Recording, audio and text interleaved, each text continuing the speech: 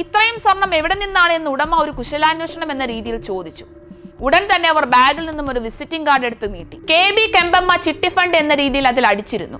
താൻ ഒരു ചിട്ടി ഫണ്ട് നടത്തുന്നുവെന്നും ഒപ്പം സ്വർണ്ണപ്പണയത്തിൽ വായ്പകൾ നൽകാറുണ്ടെന്നും അവർ പറഞ്ഞു. തുക തിരികെ നൽകാത്തവരുടെ സ്വർണമാണിതെന്നും അവർ വിശദീകരിച്ചു. സ്വർണം പരിശോധിച്ചപ്പോൾ തന്നെ അതൊരു വ്യക്തിയുടെ സ്വർണം മാത്രമാണെന്ന് കണ്ടെത്തി. കൂടാതെ അതിലൊരു വിവാഹമോതിരം കൂടി ഉണ്ടായിരുന്നു. ഉടൻ തന്നെ പോലീസ് കെമ്പമ്മയെ പിടികൂടി ചോദ്യം ചെയ്തു. ഞെട്ടിപ്പിക്കുന്ന വിവരങ്ങളാണ് കെമ്പമ്മയിൽ നിന്ന് പോലീസിന് ലഭിച്ചത്. ശരിക്കുമുള്ള പേര് KD കെമ്പമ്മ. കർണാടകയിലെ കങ്കാലിപുര സ്വദേശിയായ തയ്യൽക്കാരന്റെ ഭാര്യയാണ് അവർ. 2 പെൺകുട്ടികളും ഒരു മകനും. മൂവരും വിദ്യാസമ്പന്നർ. മല്ലിക വീട്ടുജോലിക്കെല്ലാം പോവുമായിരുന്നു. അതിനിടയിൽ ജോലിക്ക് നിന്ന വീട്ടിൽ നിന്നും മോഷണ ശ്രമത്തിന് അറസ്റ്റ് ചെയ്യുകയും 1 വർഷം ജയിൽവാസം അനുഭവിക്കുകയും ചെയ്തു. ആ സംഭവത്തിന് ശേഷം അവരുടെ വീട്ടിൽ നിന്നും പുറത്താക്കുകയായിരുന്നു.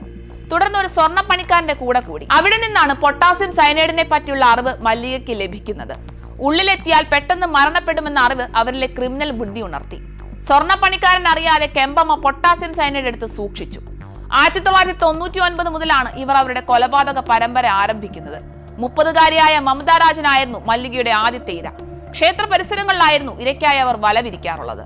നെറ്റിയിലും ശരീരത്തിലും ഭസ്മം പൂശി രുദ്രാക്ഷവും ധരിച്ച് തികഞ്ഞ ഭക്തിയുടെ വേഷത്തിലെത്തി ക്ഷേത്ര പരിസരങ്ങൾ കറങ്ങി നടക്കും. അമിതമായ ഭക്തി പ്രകടനം നടത്തുന്നവരായിരുന്നു ഇവരുടെ ലക്ഷ്യം.